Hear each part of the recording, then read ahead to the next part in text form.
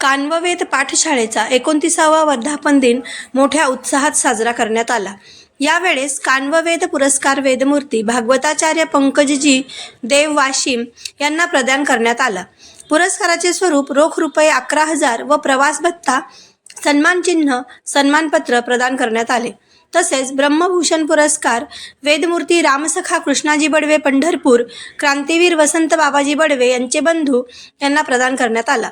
यावेळेस पाठशाळेचे अध्यक्ष ह भ प शंकर महाराज बडवे, ह भ प प्रसाद महाराज बडवे, पाठशाळेचे प्रधानाचार्य वेदमूर्ती शंकर महाराज गलगलकर व वेदमूर्ती गुरुवर्य अरविंद वेणारे सर यांच्या प्रमुख उपस्थितीत प्रदान करण्यात आला।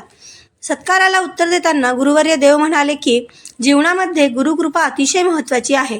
वेदांचे रक्षण झाले पाहिजे। आपल्या भारतीय संस्कृतीची मूल्ये आपल्याला जपता आली पाहिजेत।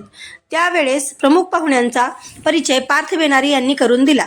वेदमूर्ती रामसखा कृष्णाजी बडवे यांचा परिचय हिंदू महासभेचे नेते अभयजी इसगावकर यांनी करून दिला। सूत्रसंचालन वैभव कुलकर्णी यांनी केले, तर आभार ऋषिकेश पुणेकर यांनी मानले। कार्यक्रमाची सांगता तिळगुळ समारंभ व पसायदानाने झाली। सकाळी त्र्यंबकेश्वर महादेव मंदिरामध्ये नगरसेवक श्री व सौ भागवत त्रिंबक बडवे यांच्या हस्ते त्र्यंबकेश्वराला रुद्राभिषेक करण्यात आला। संहिता पारायण विधी श्री व सौ अभिराज बडवे यांच्या शुभ हस्ते करण्यात आला।